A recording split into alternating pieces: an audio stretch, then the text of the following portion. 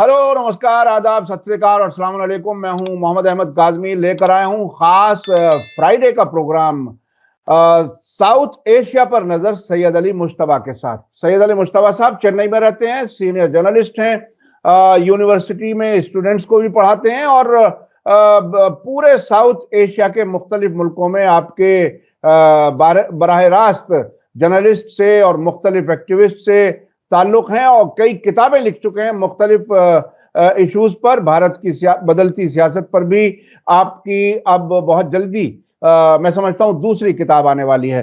सैयद अली मुश्तबा साहब पूरे हफ्ते हमारे इस प्रोग्राम के लिए तैयारी करते हैं, नजर रखते हैं सब मुल्कों की खबरों पर। आज जिन इश्यूज पर हम बात कर रहे हैं वो एक तो मालदीव और भारत के बीच में क्या कुछ हो रहा है। 3 मंत्रियों को सस्पेंड कर दिया गया। उन्होंने मोदी जी के लिए कुछ अच्छे अल्फाज का इस्तेमाल नहीं किया था। इस शिकायत पर वहां जो नए प्रेसिडेंट आए हैं वो आउट इंडिया के स्लोगन से आए हैं, लेकिन भारत के प्रधानमंत्री के खिलाफ कमेंट्स को वहां पर भी बर्दाश्त नहीं किया गया। इसके अलावा बांग्लादेश में इलेक्शन हो चुके हैं। कहा यह जा रहा है कि बगैर अपोजिशन के इलेक्शन लड़ा गया और शेख हसीना फिर से प्राइम मिनिस्टर बन गई। आखिर वहां क्या कुछ है। उधर भूटान में भी इलेक्शन हुआ है, वहां भी नए प्राइम मिनिस्टर आ चुके हैं, उनको भी मेजॉरिटी मिली है भरपूर। इसके अलावा हम बात करेंगे पाकिस्तान की, जहां इलेक्शन की तैयारी तो है लेकिन यह पता नहीं चल रहा कि आखिर होगा क्या। पाकिस्तान तहरीक इंसाफ पीटीआई पार्टी के अब से पहले उनके जो दूसरे नंबर के लीडर हैं शाह महमूद कुरैशी, उन्हें जेल से बाहर निकलते ही दूसरे मुकदमे में गिरफ्तार कर लिया गया। इसी तरह से इमरान खान का भी यही हुआ कि एक में बेल हुई, दूसरे में फिर जेल हो गई। क्या कुछ है और नवाज शरीफ का फ्यूचर क्या है।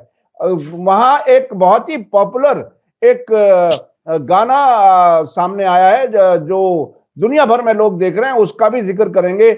आज के जमाने में सोशल मीडिया पॉलिटिक्स को कितना इफेक्ट करती है, कितना असर डालती है, वो भी हम इसमें डिस्कस करेंगे। सैयद अली मुश्तबा साहब, वेलकम है आपका। मीडिया स्टार वर्ल्ड को आप वक्त दे देते हैं, उसके लिए बहुत बहुत शुक्रिया। आप ये बताइए कि मालदीव जहां मोइजू भारत के खिलाफ नारे लगाते हुए आए थे, वहां मोदी जी के खिलाफ कुछ उन्होंने बोला और फौरन 3 मंत्रियों को हटा दिया गया। क्या कुछ जिसे कहते हैं पासा पलट गया या क्या कुछ है। सोच में फर्क है, दिखावे में फर्क है, क्या कुछ है। जी काज़मी साहब, पहले आपका बहुत बहुत शुक्रिया। और आज मैं आपको बताना चाह रहा हूं तो कि ये मेरा 48th एपिसोड है। लगभग 1 साल मैं मीडिया स्टार वर्ल्ड के साथ हर हफ्ते फ्राइडे के दिन रहा हूं। ये आज बड़ी कामयाबी है आपकी भी और जी जी जी जी की। आपने लगातार हमें टाइम दिया, अपने गांव पहुंचने पर भी, वतन से भी, हत्ता के एक बार तो एयरपोर्ट से भी आपने इंटरव्यू कराया था, मुझे याद है। तो ये बहरहाल ये लगन की और जिम्मेदारी के एहसास की बात है कि आप मुसलसल हमें वक्त देते रहे। जी पहले उसके बाद मेरे सामाइन को मेरा आदाब, सत श्री अकाल और अस्सलाम वालेकुम। आज हम लोग चर्चा का विषय जो है वो मालदीव से करते हैं और पहले खबर की तरफ चलते हैं कि खबर क्या है। तो खबर ये है कि हमारे प्रधानमंत्री मोदी साहब जो हैं वो एक फोटो अपॉर्चुनिटी के लिए या छुट्टियों के लिए वो हमारे अपने आइलैंड लक्षद्वीप गए थे और यहाँ उन्होंने बड़े गोताखोर के अंदाज में जो है उन्होंने फोटो खिंचवाए थे और एक समंदर के किनारे बड़े इजी चेयर पर बैठ करके वो रविन्द्रनाथ टैगोर की तरह किताब पढ़ रहे थे। तो ये सब पिक्चर्स उनके वहां से आए और सडनली जो है ये मालदीव्स में इसका रिएक्शन शुरू हो गया।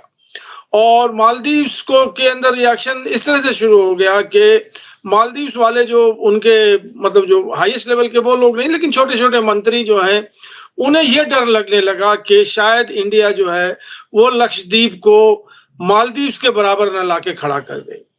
और ये उनके अंदर एहसास कमतरी शुरू हो गई और वो लोग जो है अपने आप में जो है आग बबूला होने लगे कि अगर मालदीव्स डेवलप हो जाएगा, वो लक्षद्वीप डेवलप हो जाएगा मालदीव्स की तरह, तो उनकी तो रोजी रोटी मर जाएगी। इसलिए कि करीब करीब 20-22% जो टूरिस्ट आते हैं मालदीव के अंदर, वो हिंदुस्तान से आते हैं।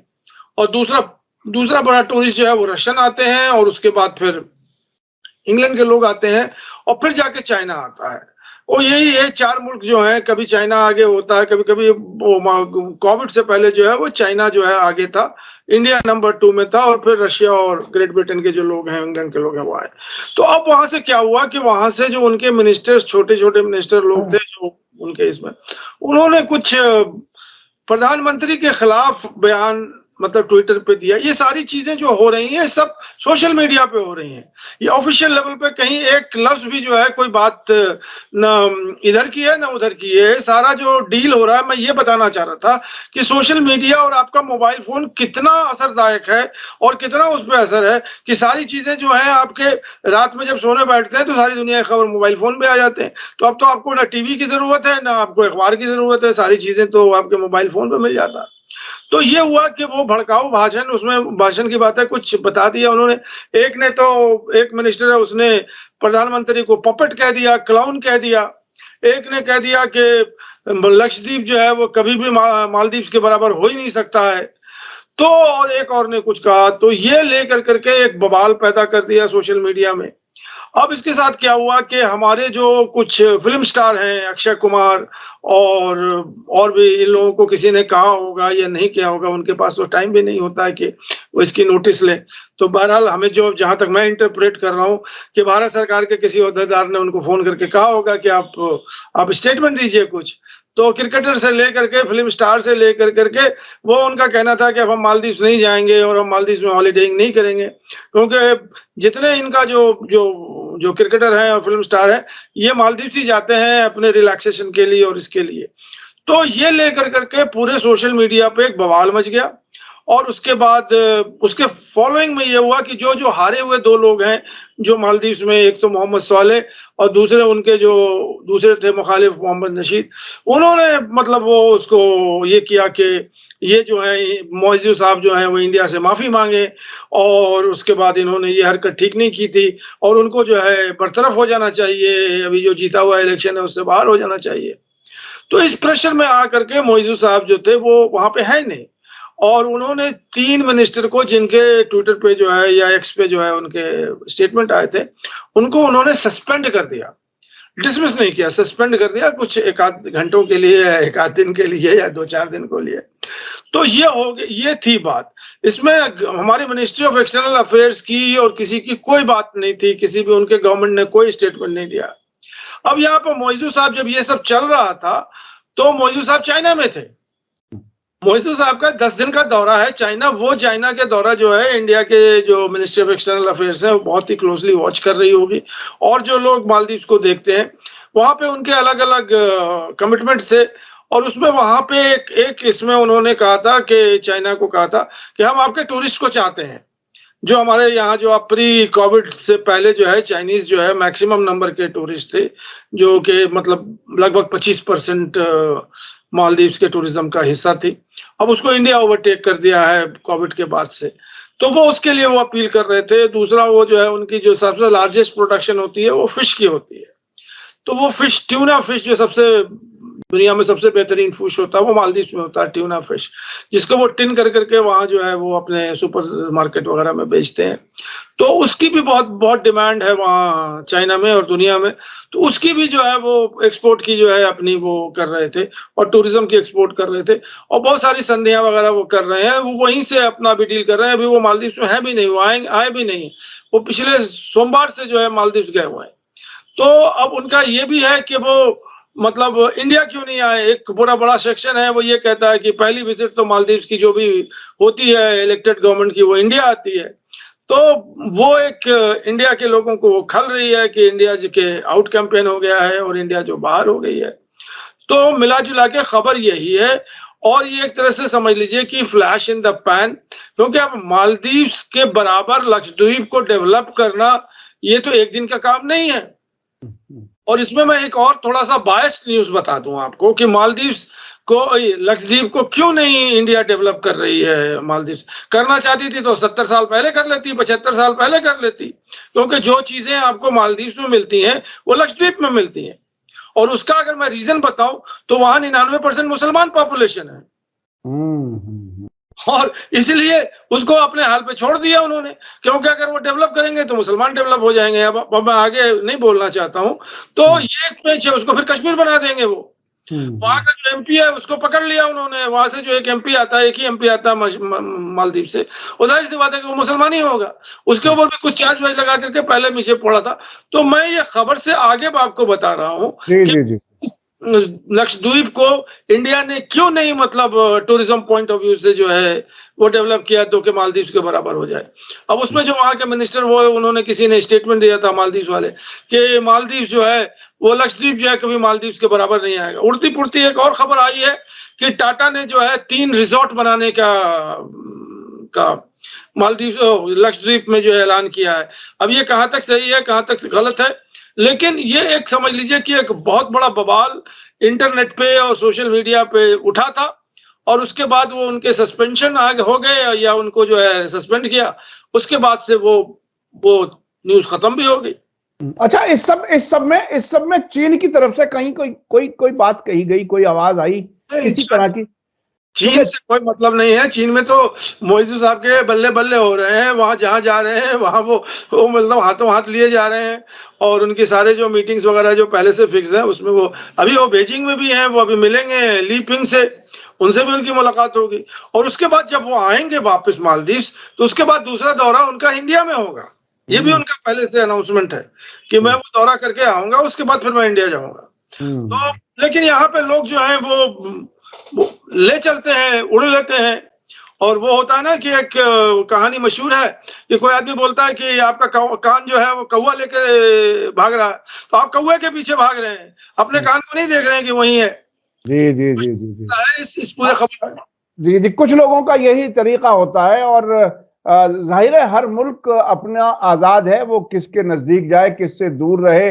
और बराबर की दूरी, हमें याद है कि मोदी जी की मोइजू से मुलाकात हुई थी अबू धाबी में, और उन्होंने अच्छे ताल्लुकात रखने का एक तरह से फिर से दोहराई थी अपनी तरफ से बात। और उन्होंने ये भी कहा था कि जो फौजी हैं भारत के वो चले जाएंगे, कुछ और लोग वहां उनको रिप्लेस करेंगे। तो भारत और मालदीव के ताल्लुकात ऐसा नहीं है कि वो कोई बहुत खराब हो रहे हैं। अभी आने वाला वक्त बताएगा कि जब वो भारत आएंगे तब क्या क्या वादे किए जाएंगे एक दूसरे मुल्कों से, उसके आगे देखेंगे कि भारत और चीन के ताल्लुकात मालदीव से कैसे रहते हैं। अच्छा, अब मैं दूसरी तरफ चलता हूं, बांग्लादेश में इतनी बड़ी खबर आई कि कई मुल्कों ने तो बाकायदा इलेक्शन को गलत बताया है। और लेकिन भारत की पसंद का नतीजा आया है साहब। वो वहां के इलेक्शन को आप कैसे देख रहे हैं? जी, वहां पे तो पहले से डिक्लेयर था कि अपोजिशन है ही नहीं है, तो जो भी रूलिंग पार्टी है वही जीतेगी, और वही हुआ। वो मेरे ख्याल में 299 सीट के ऊपर वोटिंग हुई थी। 216 सीट जो है वो हसीना वाजिद ने ले ली है। और बाकी में जो है जो बाकी जो अपोजिशन थे, जो सबसे चौंका देने वाली बात है कि जेतिया पार्टी को कहा गया था कि वही मेन अपोजिशन होगी, लेकिन मेन अपोजिशन जो है वहां इंडिपेंडेंट है, उसको 44 सीट के आसपास मिली है।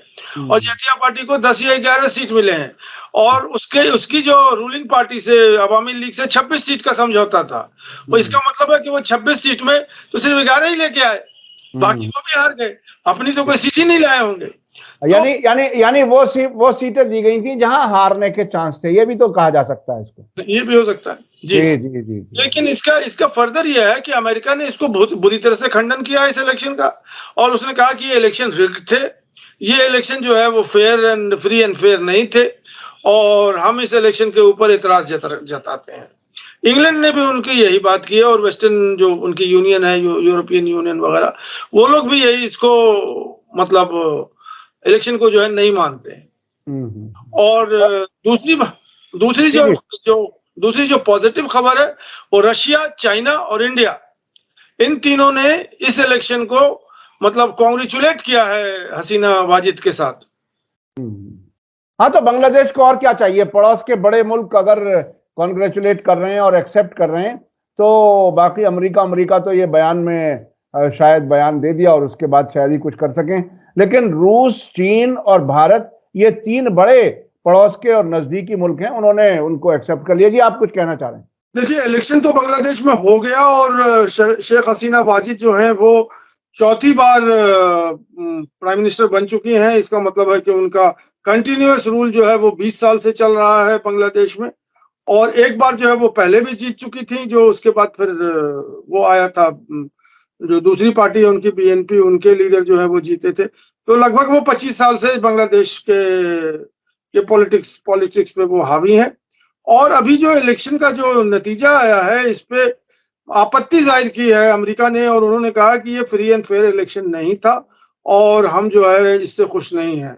और उनका ये कहना है कि ये इलेक्शन जो है वो मतलब ऑपोजिशन है ही नहीं है, और कुछ मतलब बिना उसके डेमोक्रेसी जो है वो सही नहीं चल रही है।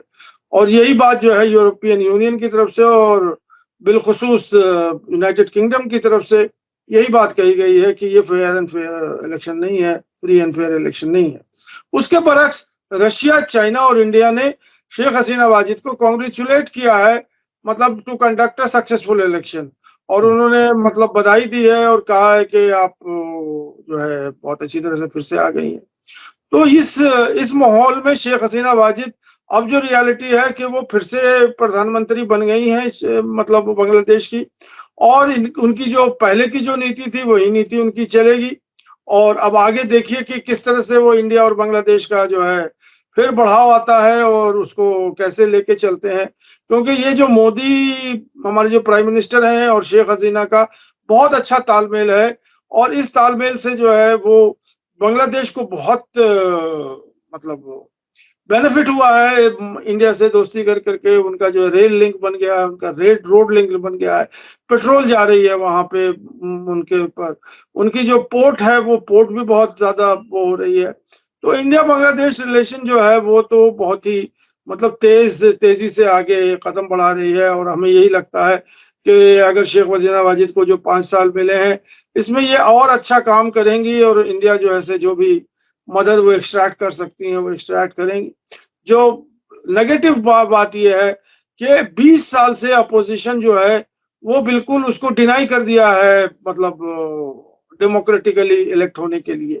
ये सबसे बड़ा जो है मतलब माइनस पॉइंट है। क्योंकि बजाहिर जो अपोजिशन पार्टी है वो भी तो एक उसकी अपनी एक पकड़ है इलेक्शन में। और ज्यादातर जो लोग हैं जो अपोजिशन पार्टी में इस्लामिस्ट लोग हैं, जो बीएनपी के सपोर्टर हैं, और भी जो लोग हैं।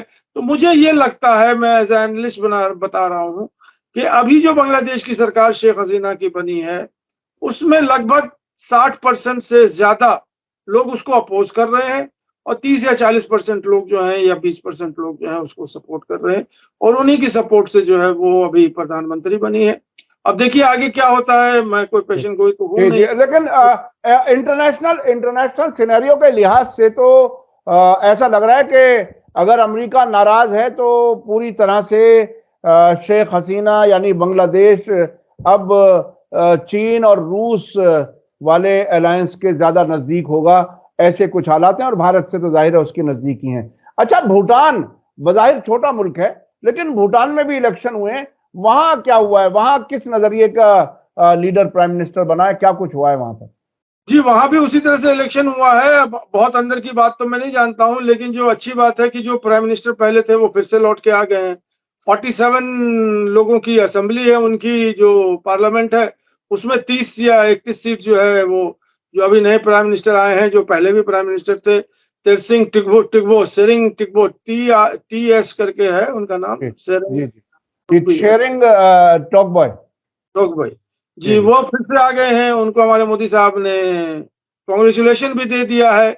और यहाँ पे जो खास बात समझने की है कि नेपाल का भूटान का जो अभी जो प्राइम मिनिस्टर आए हैं, ये इन्होंने ऐलान किया था कि 1 या 2 मीटिंग के अंदर अंदर हमारी जो है चाइना से बाउंड्री जो है वो बाउंड्री इशू सॉल्व हो जाएगी। और अब यही बात संकेत आती है कि अब वो फिर से जब आ गए हैं तो उनकी उनकी जो पॉलिसी उसमें कंटिन्यूटी होगी।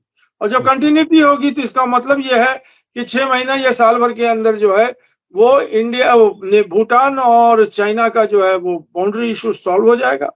और फिर हो सकता है कि डिप्लोमेटिक जो रिलेशनशिप है वो भी हो सकता है कि स्टैब्लिश हो जाए, मतलब भूटान और चाइना में। और इसमें जो सबसे बड़ी समझने वाली बात है कि इंडिया की जो एक बहुत बड़ी फौज है वहां थिम्पू में, उनके कैपिटल में, उनको वापस आना पड़ेगा इंडिया में। वही जो मोइजू वाली बात थी वही होगी।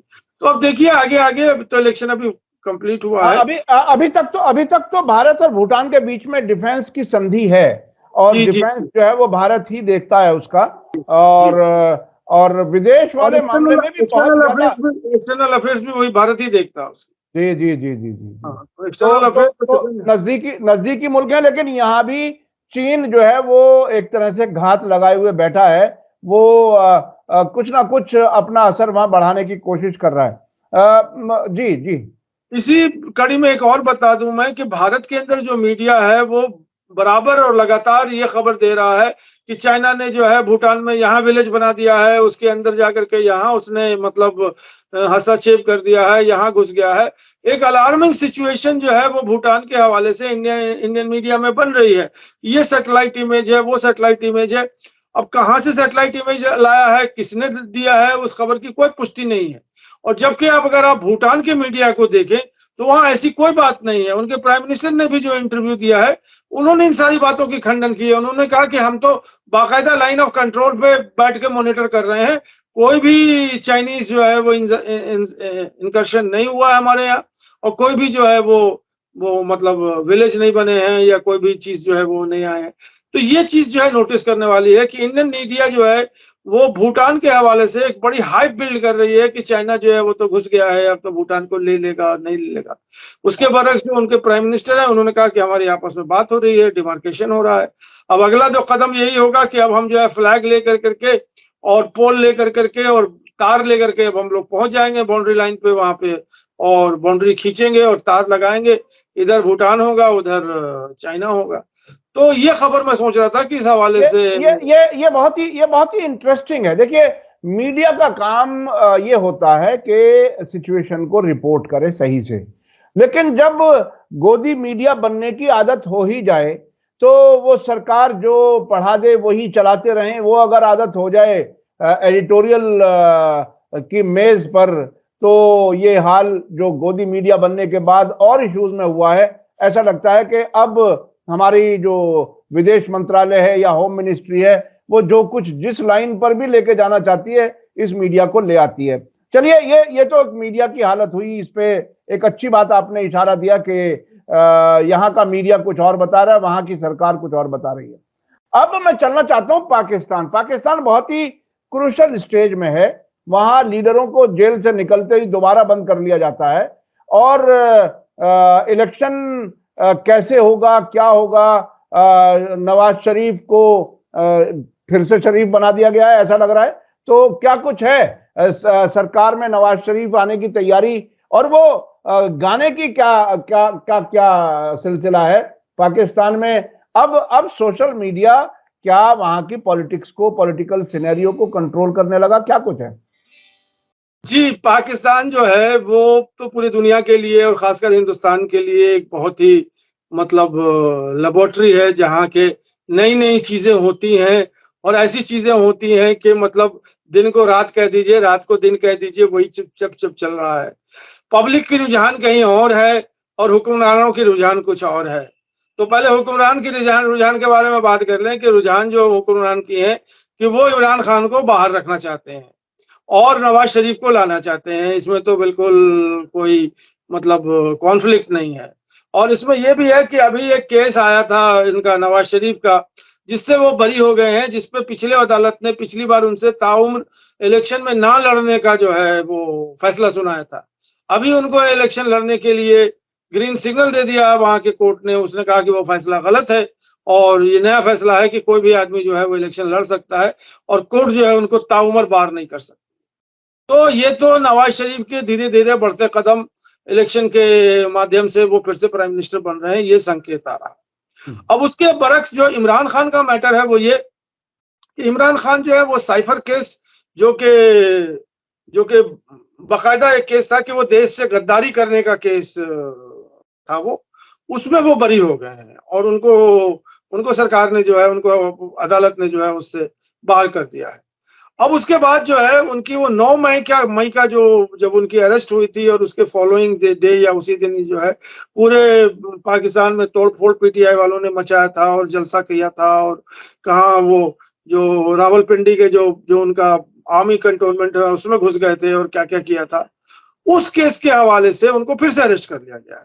तो अभी वो एक केस से निकले नहीं थे कि दूसरे केस में वो पहुंच गए हैं और फिर वहीं आडला जेल में बंद है। कैदी नंबर 804 है वो। और इसके साथ साथ अब एक नया शगुफा छूटा है कि उनकी जो बीवी, मौजूदा बीवी है बुशरा बीबी, बुशरा बीबी या बुशरा बेगम जो भी कहिए, उनको कन्विक्ट कर दिया है जेल ने तोशाखाना केस में। तो अभी तो वो जेल के अंदर गई नहीं है, लेकिन यह है कि अब उनका तय है कि वो भी जेल चली जाएंगे। तो ये सूरत हाल अभी जो है वो पाकिस्तान की है कि जो मोस्ट पॉपुलर लीडर है वो उसको जेल में कैसे बंद रखें और उसके पीछे जो है हम इलेक्शन करें। अब इस पूरे सिनेरियो को जब आप देखेंगे तो अभी एक पंजाबी गाना निकला है एक यूट्यूब चैनल पे, और जो वो जिसने के रिकॉर्ड पे रिकॉर्ड तोड़ दिया है, और उसका जो गाने वाला है उसका नाम है मकलू करके है या मलकू है, मलकू। उसको कोई जानता नहीं था, उसने एक गाना गा करके 10 करोड़ रुपए कमा लिए हैं। मतलब उसने कहा कि अल्लाह नवाजने वाला है, छप्पर फाड़ के देता है, ऐसे ही देता है। मैं ही एक एग्जाम्पल हूं जिसको छप्पर फाड़ के पैसे मिल रहे हैं। तो वो उसका खुद स्टेटमेंट है। अब वो गाना क्या है? गाना ये है कि उसने एक गाने की वीडियो बनाई थी जो कि बिल्कुल मतलब एक लव स्टोरी की वीडियो थी, जिसपे कोई बहुत इनोकुअस पंजाबी गाना, वो बाद में ये मालूम हुआ कि वो पंजाबी नहीं है, वो सराइकी है। अब ये लोगों को मैं समझा दूं कि पाकिस्तान में जैसे हमारे यहाँ भोजपुरी है, वैसे एक सराइकी लैंग्वेज है। वो लैंग्वेज जो है ना ही पंजाबी है और ना ही सिंधी है, लेकिन वो दोनों को मिला करके उन्होंने एक सराइकी लैंग्वेज बना लिया है। और उनका एक पूरा खित्ता है जिसपे सराइकी रीजन है और उसकी पूरी अपनी कल्चर डेवलप्ड है। और उनकी मांग है कि हमें सराइकी प्रोविंस दे, जो कि अगर जब भी बनेगा तो वो पंजाब की टेरिटरी से निकलेगा और सिंध की टेरिटरी से निकलेगा। और वहां पे मतलब उनकी जो म्यूजिक इंडस्ट्री है, सराइकी म्यूजिक इंडस्ट्री, वो बेताशा पूरे पाकिस्तान पे मतलब असर रखती है। तो उन्हीं लोगों ने जो है वो मखलू जो है उसी लैंग्वेज में उन्होंने कुछ पंजाबी और कुछ हिंदी मिला करके वो गाना जो है उसका उन्वान है नकदा कोका। नकदा कोका का मतलब ये होता है कि नाक का बाल। और नाक का बाल कौन है? इमरान खान है। बाल जो है वो इमरान खान है, नाक जो है आसिम मुनीर की है, या जो अभी हुक्मरान है वहां पर, या जो इलेक्शन कमीशन है, या जो उनकी निगरान सरकार है, उन्हीं का नाक है। और उसके अंदर जो बाल है वो इमरान खान है। तो ये गाना जो है वो इतना ज्यादा मशहूर हुआ, मेरा प्यार तेरा प्यार कैदी नंबर 804, ये उस गाने के अंदर है, बोल है। और उसके और भी बोल ये है कि मतलब जिससे बहुत ज्यादा प्यार होता है वही दगा देते हैं। मतलब कैदी नंबर 804 जो है, और बहुत सारी चीजें इमरान खान की बड़ाई में कि तुम चले गए हो, तुम फिर से आ जाओ, हम तुम्हारे लिए रात तक रहे हैं, और हम जो है मतलब तुम्हारे लिए परेशान हैं, और मेरी जान से बड़ी तुम्हारी जान है, तुम जब भी कहोगे तुम्हारे लिए हम जान दे देंगे।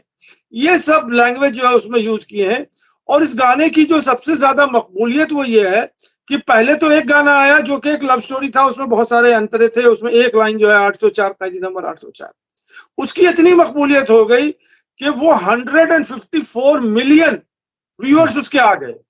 और यहाँ की जो जी टीवी का जो म्यूजिक चैनल है उसको भी उसने पीछे छोड़ दिया, सारी रिकॉर्ड तोड़ दी उसने इंडिया और पाकिस्तान में। और यहाँ ये गाना जो है पाकिस्तान में तो खैर अभी द मोस्ट पॉपुलर सॉन्ग है, वो अमृतसर से लेके दिल्ली तक बज रहा है ये गाना।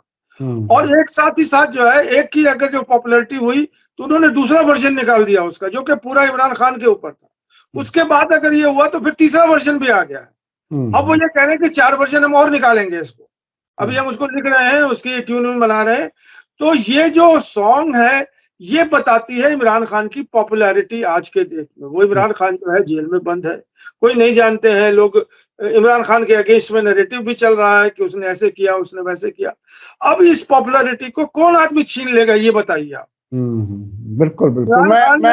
मैं आपसे पहले के उसमें याद दिलाता रहा हूँ लोगों को कि जब हुकूमत गिरी उसके बाद जो आधी आधी रात को उनकी रैलियां हुई हैं, जिस बड़ी तादाद में पाकिस्तानी उनकी रैलियों में इकट्ठे हुए हैं, तो उससे उनकी पॉपुलैरिटी, और उस पॉपुलैरिटी की वजह के उन्होंने अमेरिका की साजिशों को बेनकाब किया।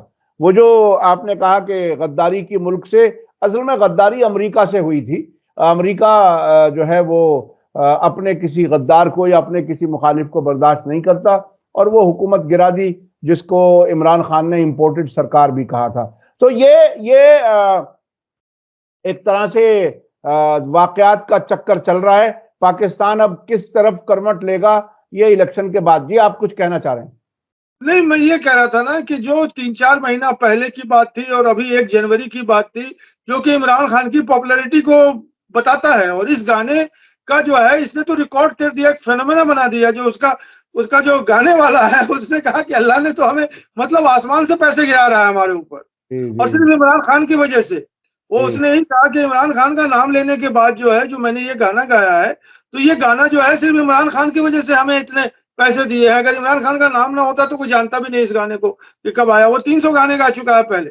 जी बहुत बहुत शुक्रिया जनाब सैयद अली मुश्तबा साहब, आपने आज इस प्रोग्राम में एक गाने का भी जिक्र किया और मैं समझता हूँ ये एंटरटेनमेंट भी है और एक महसूस भी कराता है कि लीडर के, अगर पॉपुलर लीडर कोई है तो उसके साथ हमेशा लोग जुड़े रहते हैं, चाहे कोई वो जेल में हो या जेल से बाहर हो। बहुत बहुत शुक्रिया, आप हमें वक्त दे देते हैं, उसके लिए बहुत बहुत शुक्रिया। आपने बताया कि 48वां एपिसोड हो गया। ये बहरहाल अच्छा सफर आपके साथ चल रहा है इस प्रोग्राम के साथ, और मैं समझता हूं कि हमारे दर्शक भी मुसलसल आपके प्रोग्राम को पसंद कर रहे हैं, देख रहे हैं। इसी के साथ मुझे दीजिए इजाजत। धन्यवाद, शुक्रिया, जय भारत, जय हिंद। मीडिया स्टार वर्ल्ड के और वीडियो देखने के लिए हमारे चैनल को सब्सक्राइब करें और सीधे नोटिफिकेशन पाने के लिए बेल आइकन दबाएं। और अगर हमारी खबर सच्ची और अच्छी लगे तो अपने व्हाट्सएप, इंस्टाग्राम, फेसबुक और ट्विटर अकाउंट पर जरूर शेयर करें।